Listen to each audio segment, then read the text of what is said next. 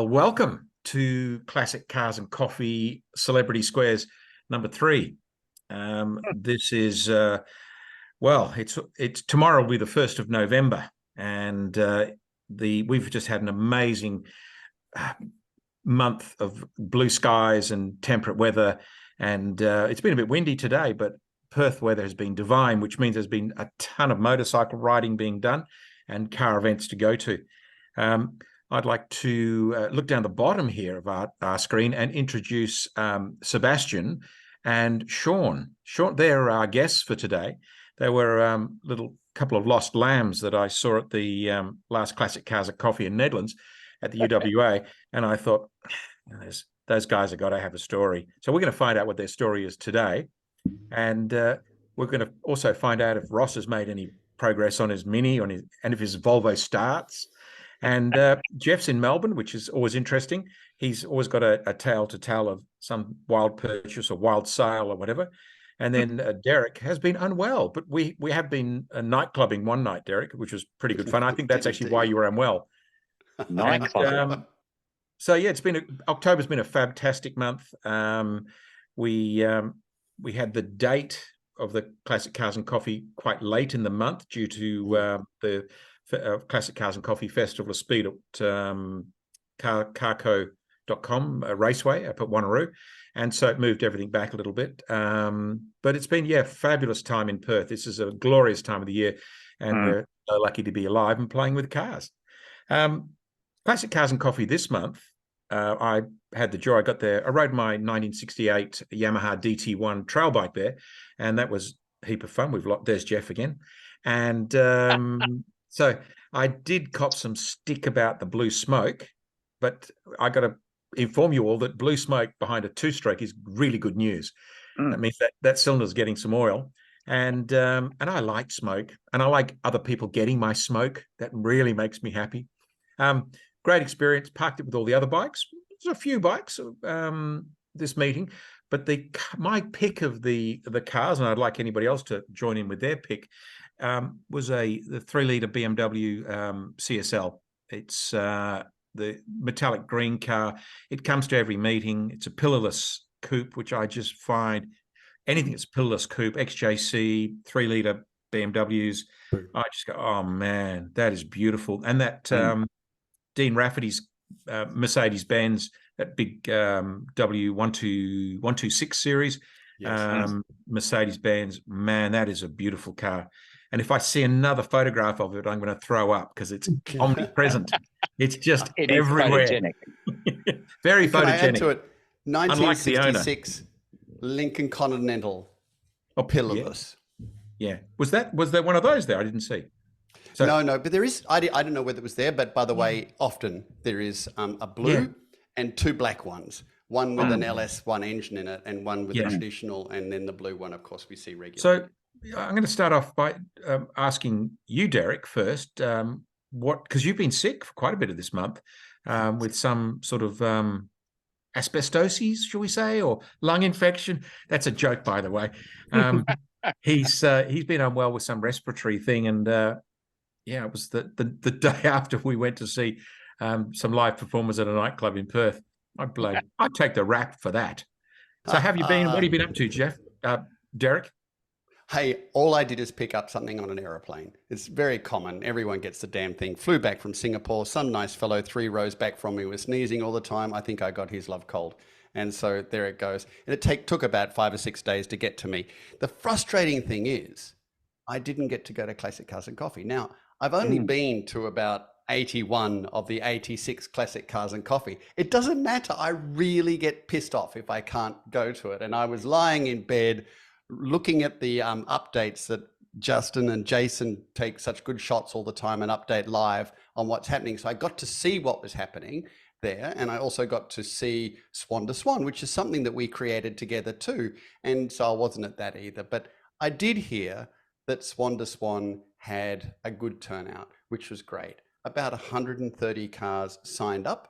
And because I was so sick on the day, I called my emergency stunt MC in, Simon. And Simon actually gave them the briefing, and they took off down the road. So thank you, Simon, so much for that. Appreciate it. No, it was a pleasure. I stood on a staircase, and at the end of my briefing, I did ask if anybody had a loaf of bread and some fish, which went down really well. We also had the Porsche Club AGM this month, didn't we? So we had the Porsche Club 40th anniversary. Yeah. So 40 years since inception. And very grand affair. That was another area that my stunt MC nearly got to. So I was so unwell on Monday. I called up Simon and said, Simon, please, is there any chance that you can take my rollover on Tuesday night? And lucky enough, with a whole lot of pseudoephedrine and steroids, I managed to get there Tuesday night, keep my distance from everyone and MC that event.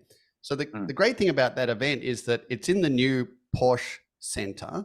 And I got to tell you, like Porsche or not, you've got to go to this place. It is it's stunning. It is exceptional. And I asked that, so the marketing director from Porsche Australia flew across, and I asked him, is this temporary? No, he said, this is state of the art. This is our best designed Porsche Center in Australia, what we're trying to replicate everywhere. It was very impressive. So we had about 200 people there, didn't we, Simon? Yeah, it was a big crowd. Deryck, I might point out at this juncture that it's very unusual for anybody in the Porsche Club to be taking drugs. I can't speak on behalf of my other fellow drug takers, but Porsche owners, drugs, no connection, none whatsoever.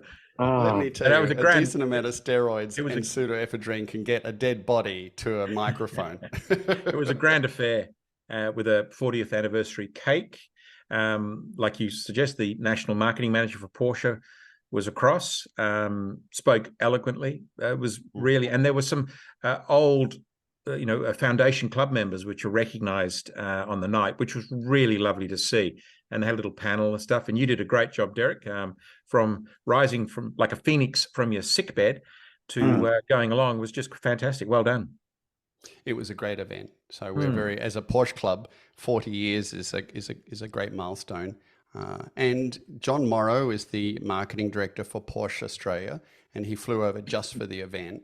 And it was interesting because he spoke about the future of Porsches and Porsche cars and Porsche Club. And of course, a lot of Porsches, I think he said 90%, is going to be electric. And the very next electric car is the Macan. I thought it was going to be the 718 and the Boxster series, but it's actually the Macan is going to be the next all-electric car, not far away. And then the 718 and Boxster will follow that. And so that'll be interesting how they create electric cars with spirit and vigor to them. Yeah. I'll share my thoughts later, but the first thing I'll say is that taking away one of the world's most charismatic, interesting, best-sounding, fun engines, that flat six, it just can't be a good idea for an old fart like me. But anyway, we'll see. They'll do it. I actually don't think they'll do it. So they said 90%. And if you look at it, 11% of Porsches sold in 2022 were 911s. Wow. Yeah. Most of them would have been Macans and Cayennes. Yeah. So I'm going to call upon our guests, Sebastian and Sean. What have you likely lads been up to this month? If you can tell us, if you can share with us. You've got some cars coming from Japan, I understand. Yeah, that's right. I think, as you say, Simon, it's been a fantastic month in terms of weather. And with that, you've seen a lot of nice cars around. So I think I'll start with my takeaways from Cars and Coffee this month. They were, always a great outing. But continuing with the Porsche theme, I think it was quite unique to see the new Dakar in person, seeing a lot of photos of that. And obviously it drew a big crowd, but I think it's a very unique build and a unique car that actually goes to market for, a road car, and seeing one in Perth is superb. And I think that was my number one car, probably a bit boring, but nonetheless a very exciting car, right?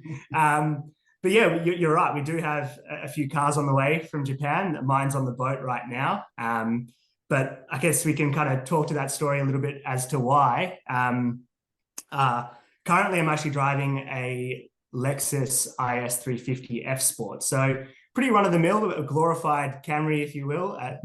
Drives spiritedly when you put your foot into it. But I only am driving that because I wanted to get in something a bit more comfortable after having a 1987 E30 BMW that was a bit clunky, beautiful to drive, but not a beautiful car to drive every day. And with that, I had the opportunity to drive Sean around in my new Lexus, and he loved it. And he thought he wanted to get in something similar. And with that, we stumbled across the V8 variant of that, which is the Lexus ISF. So I did, as we do, me and Seb buy way too many cars for our age, buy and sell them. And I took the IS 350 out, and I was actually pretty blown away. Super comfortable. I think we're getting to the age now where we drive to work most days, and I'm in traffic most of the time. So having an automatic car doesn't bother me as much as when I was younger, when I was it has to be a manual. I'm purist, when that's not so much anymore. So I kind of took the 350 out and was like, this isn't too bad. But I always knew there was the 5-litre V8 version. And as you do, you hop on car sales and you have a look at where you might find one.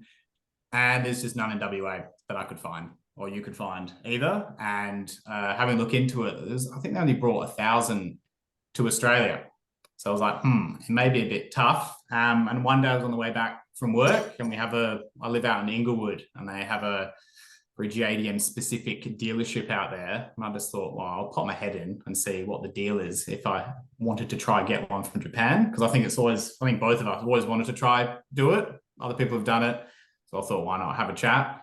So I had a chat to one of the fine gentlemen there, and he said, yep, why not? Let's have a crack. And yeah, we started the search, both of us. Well, I told Seb, and of course Seb goes, oh, I want one as well. So we both end up going down the same route, which is okay. Great minds think alike.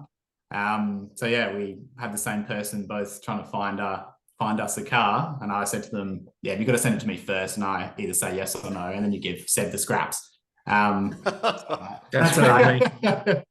So yeah, we ended up finding one. He found one before me, and I've recently found one as well. Couldn't tell you where it is in the world. Hopefully it's on a ship somewhere, and I have no idea when it's going to come. But yeah, fingers crossed. We haven't finished the whole experience yet, so we'll reserve our final review on anything before we actually get it. It could be a complete rust bucket, but we'll see what happens. What are some of your past cars, Sean? So my first car, and the car that I regret selling the most, was a 2003 Toyota Echo. Maybe surprising, but it was my grandma's car. God bless her soul. She passed away probably a decade ago now, and she lived right next to Karrinyup Shopping Centre. And she bought it brand new in 2003, and when she passed away, I think it was 7 years old, and she handed the key. Oh, obviously she didn't hand the keys to me. My father handed the keys to me, and I had 10,000 kilometers on the clock. It was brand new, basically brand new. And I absolutely love that car. Thrashed it around. In its final form, it had a tow bar on the back because I started go-karting. I didn't have enough money to buy a better car, so I stuck a tow bar on the back. I've got to send you the photo. And a massive long trailer with a go-kart on the back. And everyone was rocking up to the go-kart tracks with the big Land Cruisers, and I had my little Toyota Echo filled with tyres, a massive long trailer, probably the same weight as the car. It didn't go up a hill in the wet because it just did a single pegger the whole time, but it was amazing. Anyways, I moved on from that. Then I had a 2003 MX-5 NB, which I tracked for a very, very long time. Highly recommend anyone. At some point, you've got to own an MX-5. I've had one of those. And yeah, just amazing little car. And then I've been fortunate enough to have FK8, Civic Type R, had an 86, I had a Toyota Prius C for a bit, which was surprisingly one of my favorite cars. I don't know why. There's something about fuel efficiency and trying to get the numbers down going to work every day that just mixes it up a little bit.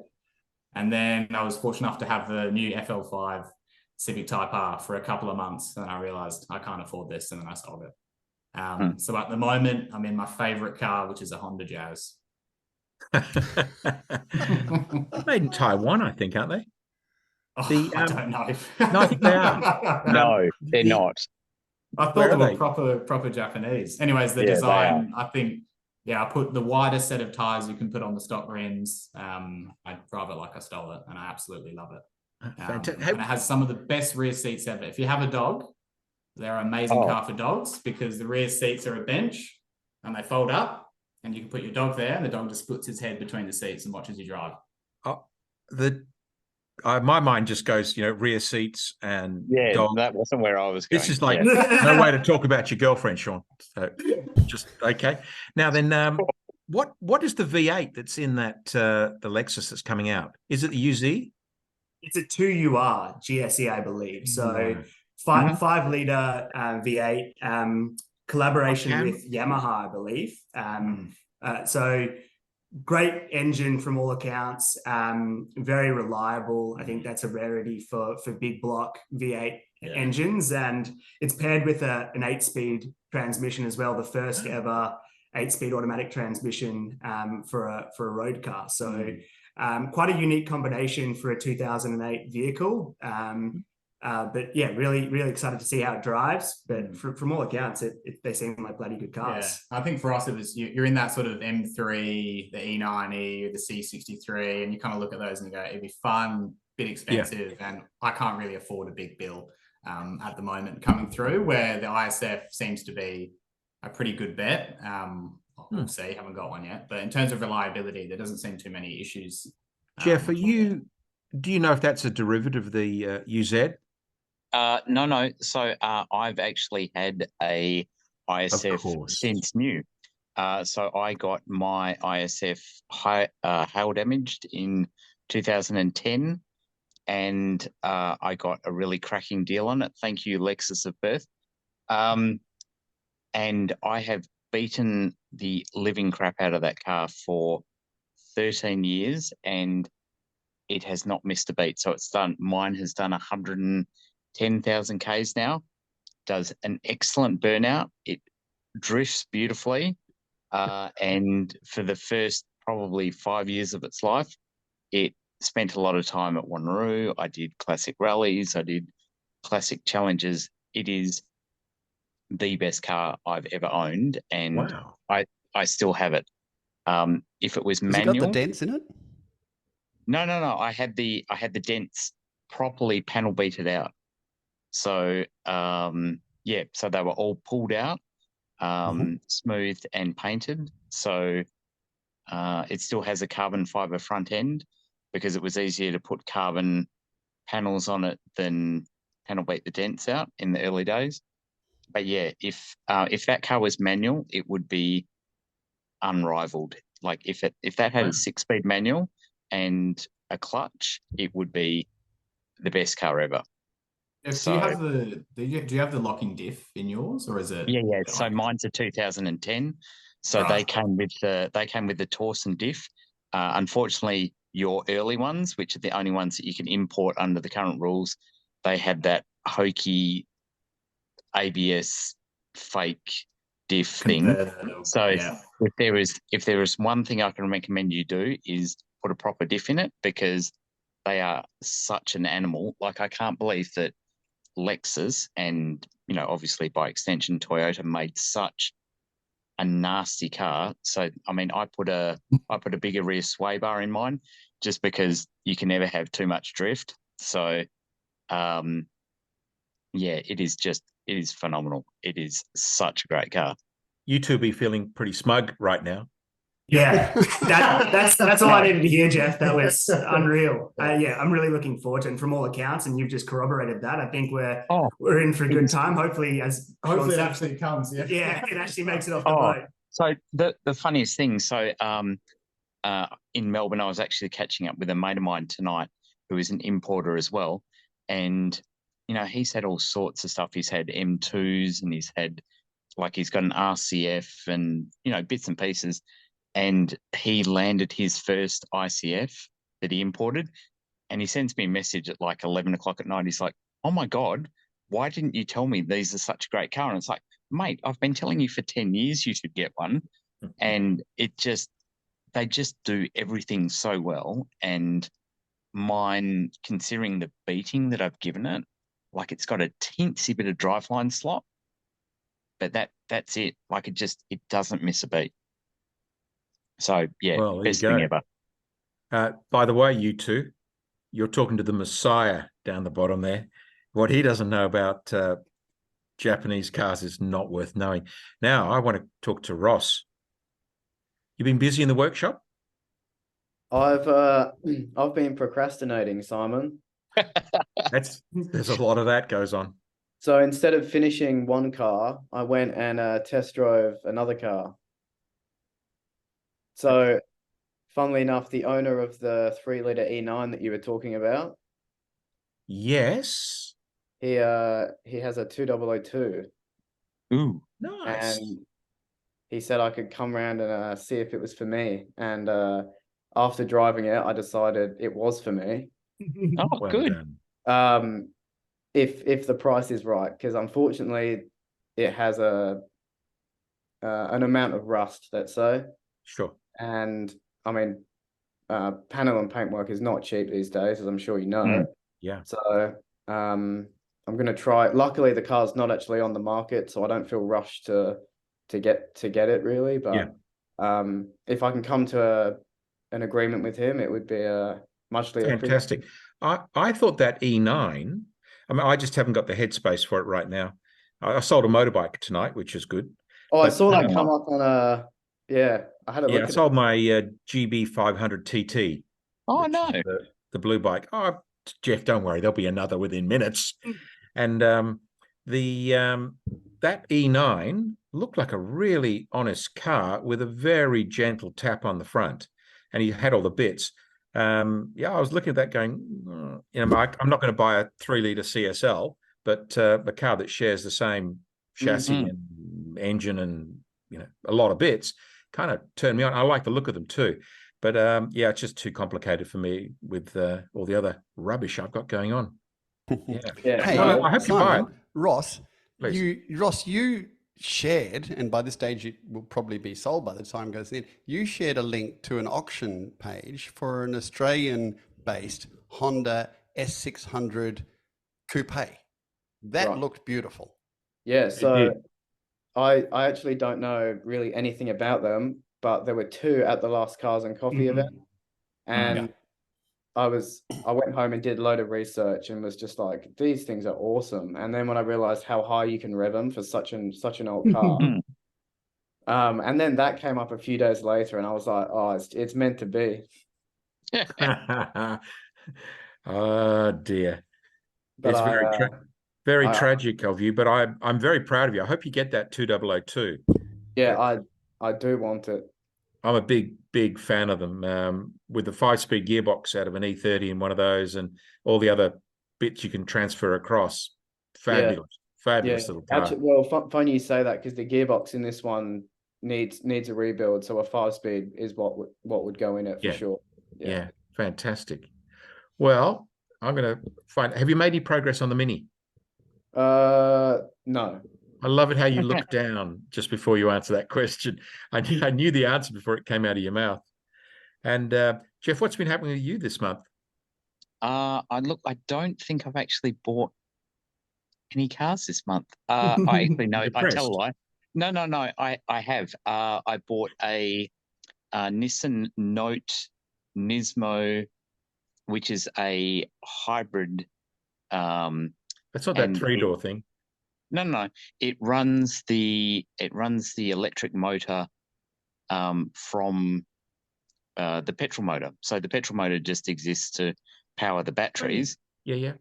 And the one that I got has the optional Recaros in it. So they are quite a premium. But I'm kind of looking forward to getting that in. Just like the other guys said, there's something about not using petrol when you can that's quite enticing. And I actually bought a 964 911 in Japan. Nice. Carrera 2 or Carrera 4? It was a Carrera 2. And unfortunately, the sale fell through due to paperwork in Japan, which is an ongoing problem with things like this. And I was quite gutted. I'd already started creating a cart at Pelican Parts and buying the 964 RS door trims and finding the magnesium RS alloys and all the things. So I was actually a little bit a little bit upset by that, because that is a as I've said previously on the podcast, that is a bucket list car for me. Like a 964 RS or approximation thereof is in my future garage.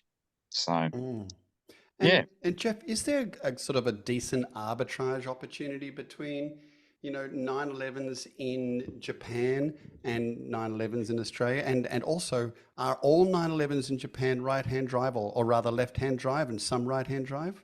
No. So there used to be, Deryck. So probably 10 years ago, there was quite an opportunity out of Japan to get like really decent cars. Like the last 911 I bought through from Japan was, 87,000 Ks, Japan delivered, great color, great interior package.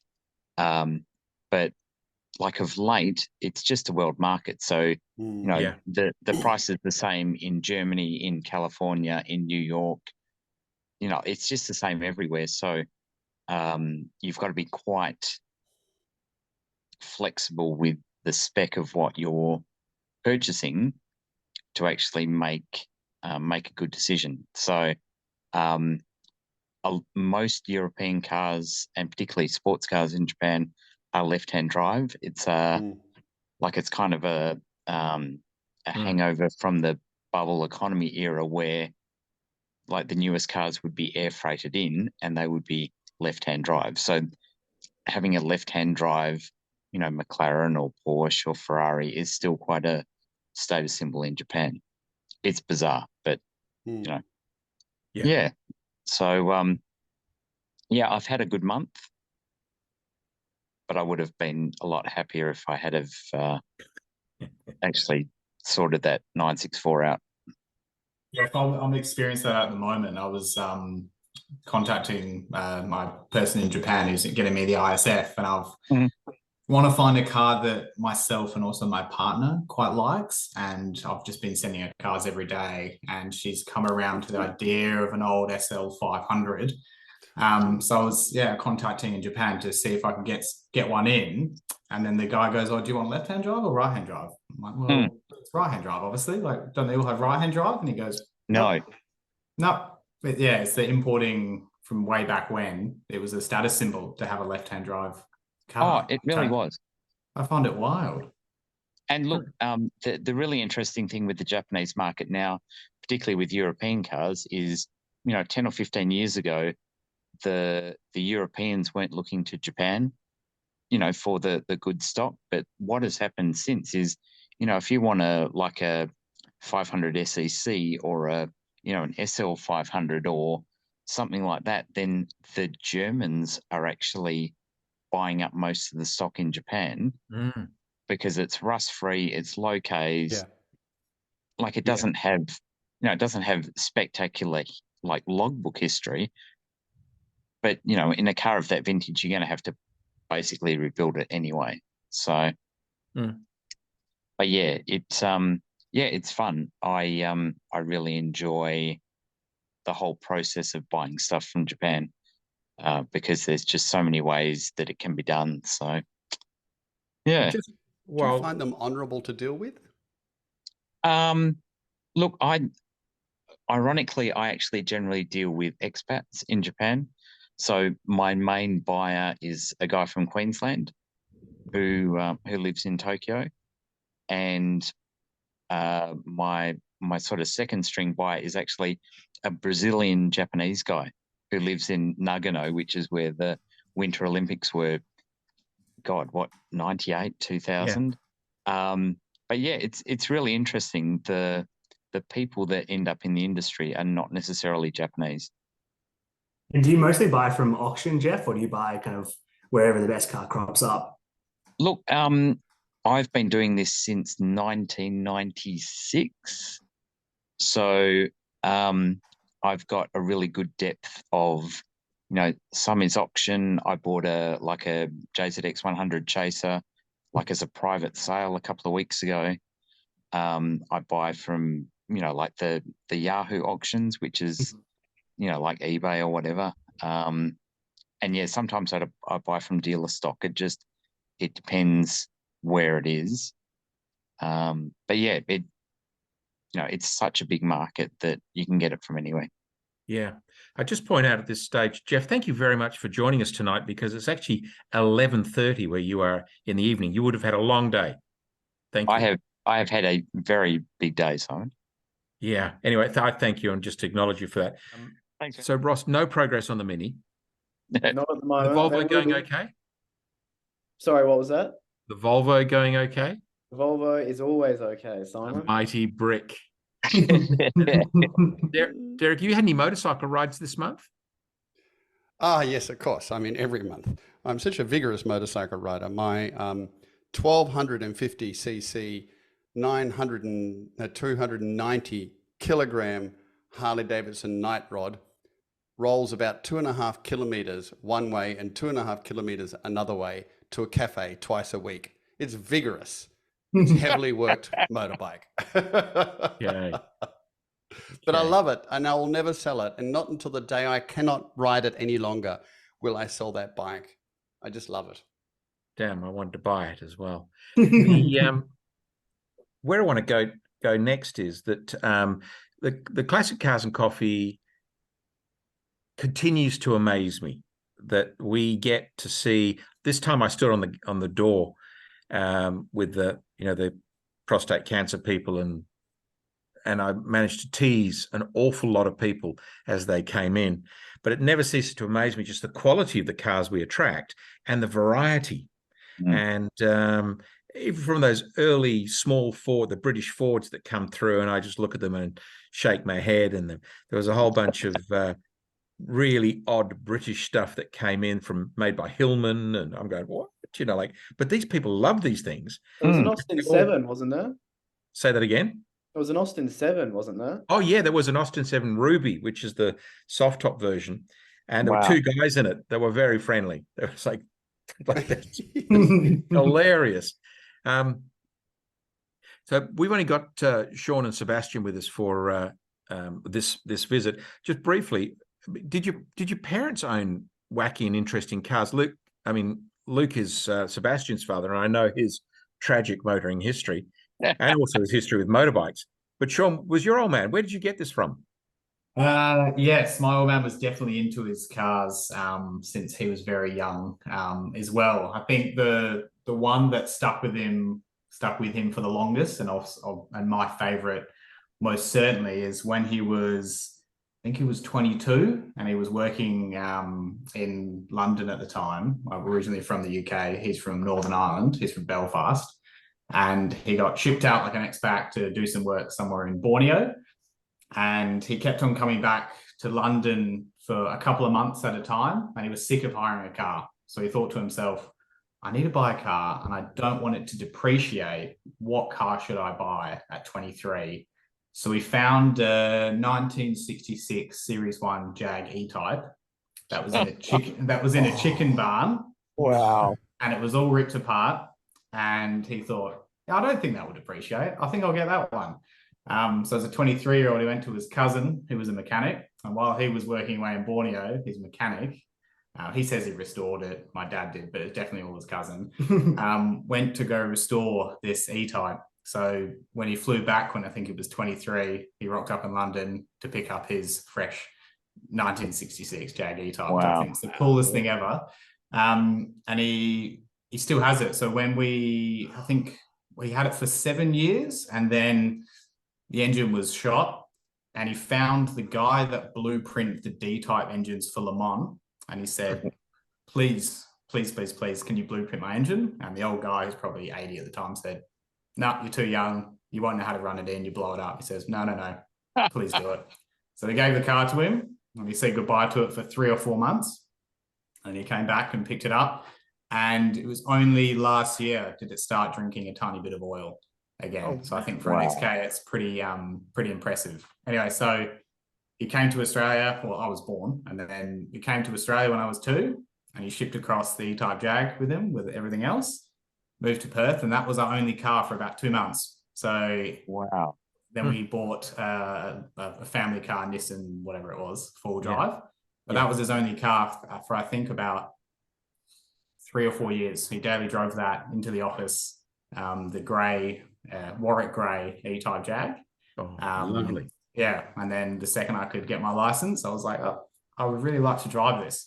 And he finally let me drive it. And I took it to Classic Cars and Coffee. That was one of the first places I drove it to. Magic. I actually drove it to the wrong Classic Cars and Coffee. It wasn't called Classic Cars and Coffee, but I went to the event. I said, Dad, I really want to drive your car. I went on the internet. I said, there's a really cool event we go to. I think it's at UWA, but really weird. It looks like it's in Midland this weekend. Yeah, custom cars. So I drove the Z-Type Jag to this event and rocked up, and I thought, I don't think this is the right car to be bringing here. But anyways, I got to drive it much further than I originally would. So he says I intentionally did that, but I definitely did. But yeah, no, he's always had the E-Type Jag, and then he kind of got the Porsche bug when he was a bit older. So had a couple of Boxsters. And then when I got my MX-5, we kind of both got into racing, just time trial racing at Barbagallo and the old RSE Raceway and Collie as well.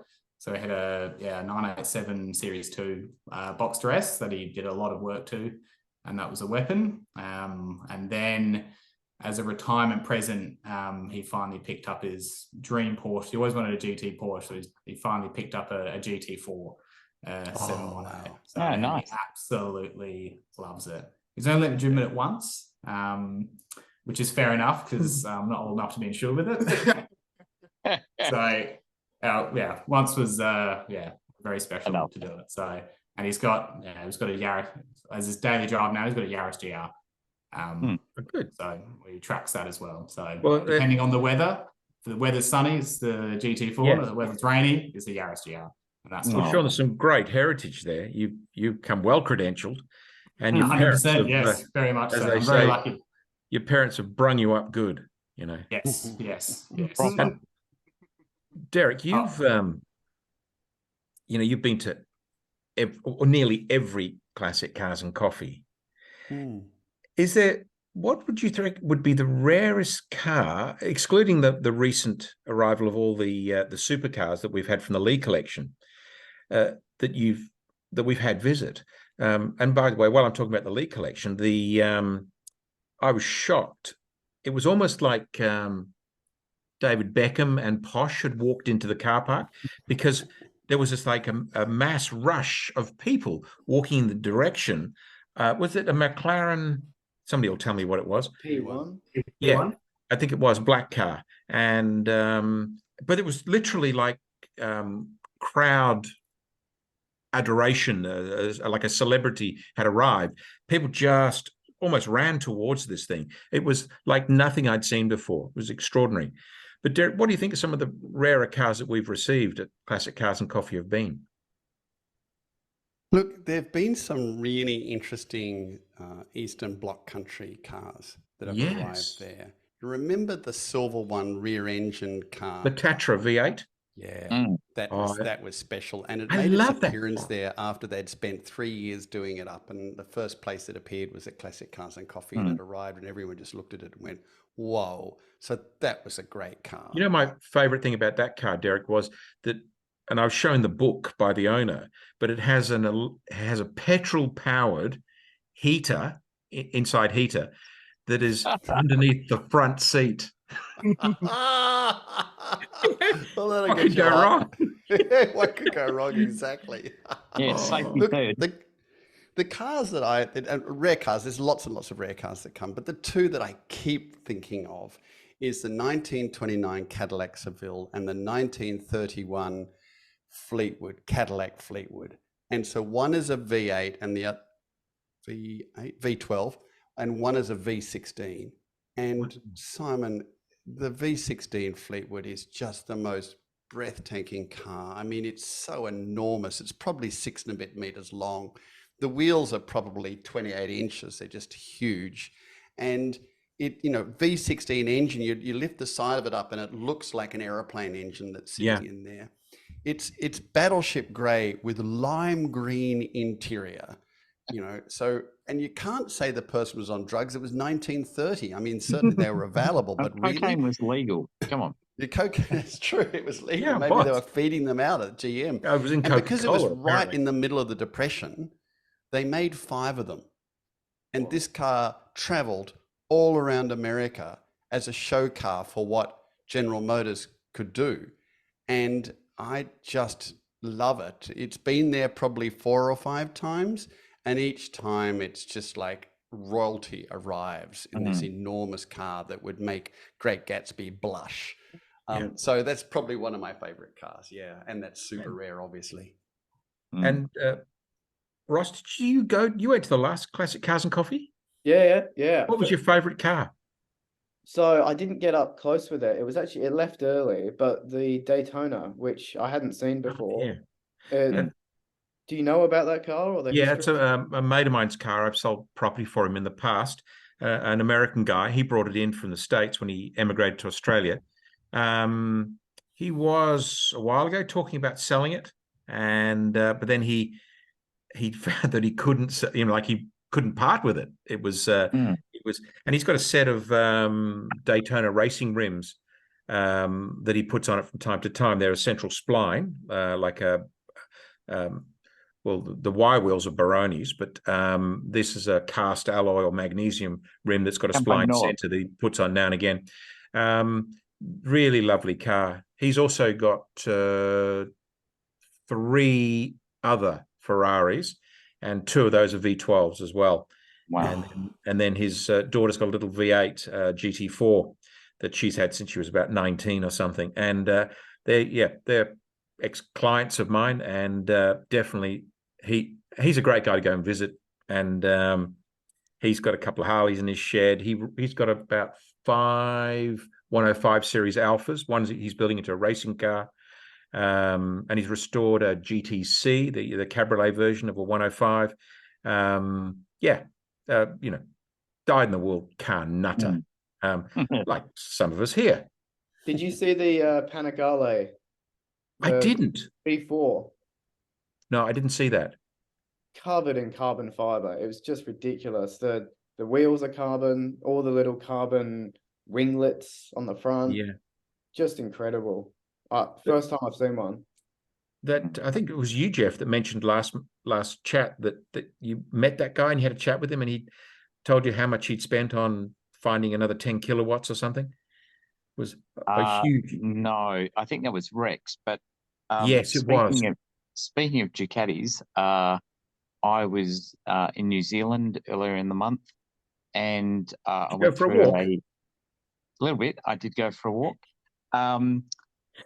I was going through a museum, and they had a 916 SPS in the museum, which was the homologation special with the Olands and the big Brembos and all the gear. And the 916 and the early 748s are actually 25 years old, so we can import them. So, God, maybe, I don't know, maybe one of those might end up in my living room, just saying. I wouldn't be surprised. I wouldn't be surprised. I was just going to talk about electric conversions for classics, and kind of like my feelings are that essentially I'm a caveman, and I like burning things. And I like burning things. The thing I like to burn the most is gasoline. I love burning petrol. With oil. Tires are the best, Simon. You got to burn tires. preferably under high compression, I like to burn petrol. And so to take that away from me, and I can't see the point for a classic car. Sure, I understand all the intellectual argument regarding it, but the big failing for me is that the power, each engine has its own power delivery characteristic, which is what I like so much. And I'll talk about motorcycles because they're the easiest engines to talk about. I've got a 500cc single cylinder with 4 valves per cylinder. That's the GB 500 TT. Then I've got a 350 RD Yamaha 350 LC, so liquid cooled, race developed, 350cc 2-stroke. And then I've got a 1.7 litre, unlike Deryck's girly bike, I've got a 1.7 litre Yamaha MT-01 with an Akrapovic exhaust, titanium, and it's got a stage 2 ECU and all sorts of good gear. It's absolutely, I love it. And that's only a V-twin. It's air-cooled. It's pushrod. So that is vastly different. And then I've got my little DT1 Yamaha that I rode on Sunday to Classic Cars and Coffee. But the point I'm making here is, for me, the most delicious thing about owning all of these essentially engines on wheels is the engine. That's why I love them. That's the very reason that I dig these either cars or motorcycles, is because of their engine. Now, when their engine becomes homogenized, so like they're all electric, I kind of go, I just can't figure out how I'm going to be interested. Now, to go and electrify a rear engine Porsche, when for me that's just one of the most glorious engines ever designed, and the sound of them and the power delivery and just everything about them I dig. To take that away, I'm going like, you've just taken away the best bit. Why would you do that? Wouldn't mind some of your thoughts. Go on, hop in. I'd have to drive one. I'd have to drive one, but I think you're right. It does take away from the driving experience, and I think some cars work. Like I saw at Classic Cars and Coffee, they had a Volkswagen Type 3 Squareback. Oh yeah, that's this car here in the electric car brochure. That's it. Yeah. Looks gorgeous, and it is gorgeous. The workmanship's fantastic. Yeah, I think some cars it works well, but as you say, Porsche or an E-Type, it just wouldn't work. No. Yeah. So I find the whole thing very interesting. I find the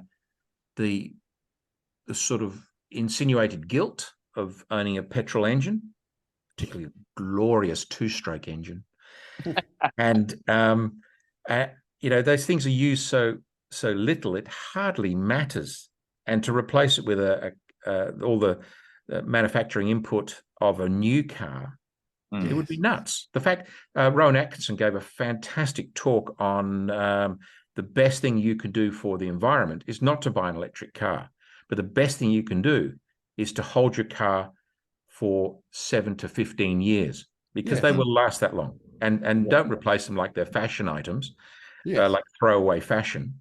But to keep the car, that's actually the best thing you can do for the environment, is not to bring about the purchase of a brand new car. Now, the leasing arrangements are such, he spoke about in the UK that most cars were replaced around about 5 years. And hopefully they find a second-hand market and stay on the road for as long as possible. But that the selling of the car activates the buying of a new one. And that's the problem. That's the problem. I often say that the most efficient car to own is a 67 Chevy or Lincoln Continental, right? It's 8 miles per gallon. It's a petrol gobbling monster. But if you've owned it ever since 1966, there's a damn good chance, of course, you therefore haven't bought another car. More to the point, you haven't bought another 10 cars or more. Yeah. And that's where so much of the energy is generated and so much of the pollution is created, is in the constant purchasing of cars. So yeah, this is just the way we're brought up to look at things. Like the fact that we buy a new car. Wait a sec, it's only getting 6.5 liters per 100 kilometers. My last one used to get 10. Who cares? It's irrelevant. By the way, how much did you just lose in depreciation by selling that new car on the secondhand market and buying another one? This is just a rationale of thinking. We don't seem to think clearly around some of these things. To answer your question about electric motors, if I had another fetish car, if I had a 64 to 66 Lincoln Continental, pillarless, 4-door, but either convertible or coupe, and it had an electric engine in it, I'd be fine, because it's not about the engine in those cars. They're land yachts. It doesn't matter. And in fact, the car weighs 3 tons, so you might as well give it 800 horsepower because it kind of needs it to move, So some cars, yes, and other cars, absolutely. Like you say, Seb and Sean, it's just, it'd be so irreligious to take an E-Type Jaguar engine out. Sure. With something like a high-end luxury car like a Cadillac, a Lincoln, a Rolls-Royce, Chrysler, Imperial, these are they go to a huge amount of trouble to isolate you from the engine anyway. Yeah. So it could be anything, because it doesn't matter. You've already been isolated from it. But cars where the engine is the hero, the star, such as 911s and 105 Alphas, that Lombardi, I think, designed that twin cam engine. Those types of things where the engine is the real reason you're there. No, it doesn't work. But yes, Cadillacs, that sort of stuff, doesn't matter. In fact, it's probably better. It would enhance the experience. So we're going to interesting point that was raised with particularly Deryck. He raised the point, if you get an old car, like a 66 or one of the old 60s American cars, those engines tended to make quite a lot of noise and white noise that drowned out all the other sort of questionable building quality of some of those cars. So when you make it electric, all you end up doing is hearing squeaks, rattles, suspension, and all that sort of stuff. So it's something that people forget when they do the electric part. They end up putting so much sound deadening in, so they don't hear any other parts that's going on. Interesting. Do any of you remember catching an AU or a BA Falcon to the airport taxi, and it would have done 1 million miles, and it sounded, you couldn't hear the engine, but you could hear this all the way to the airport. I could always every hear joint. I could always hear the left rear wheel bearing, Simon. Yeah. That was Or the differential. That's right, the diff. the whine. I've been in some taxis with it. Oh, fantastic. Anybody want to wrap up and say anything before we sign off?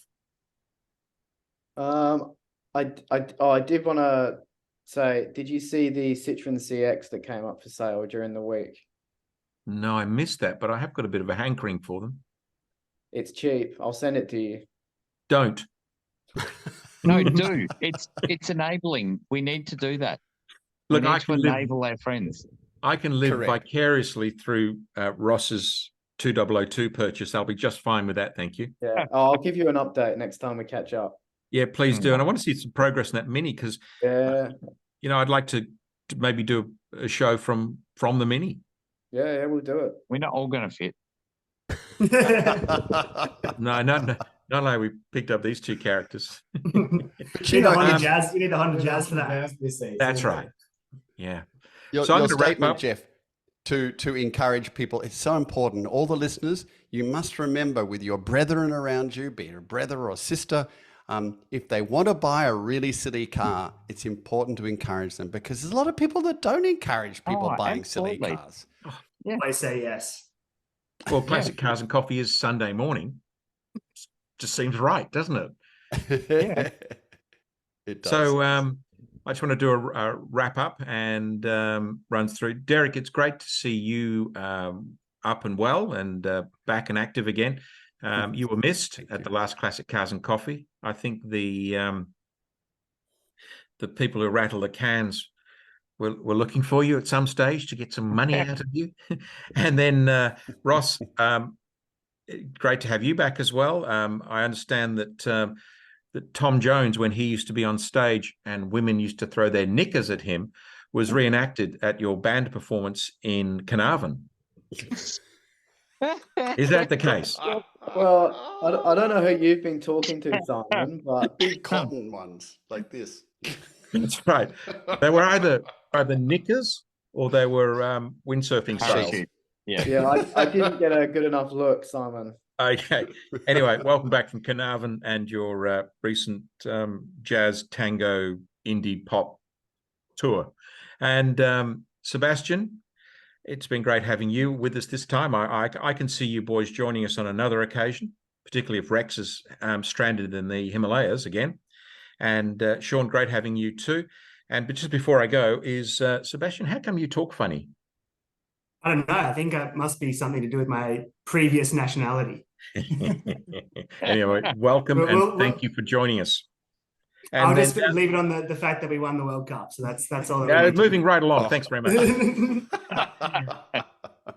Okay, Jeff, I'm going to leave it to you to wrap up for us and say goodnight. Great having you. And thank you so much once again for being dedicated enough to join us at a start time of 11 p.m. in Melbourne. Thank you. Oh, thank you. Well, and it's good night from me and it's good night from him. So couldn't have said it better. Thank you, everybody. Good night. See you all Sunday. Thanks, everyone.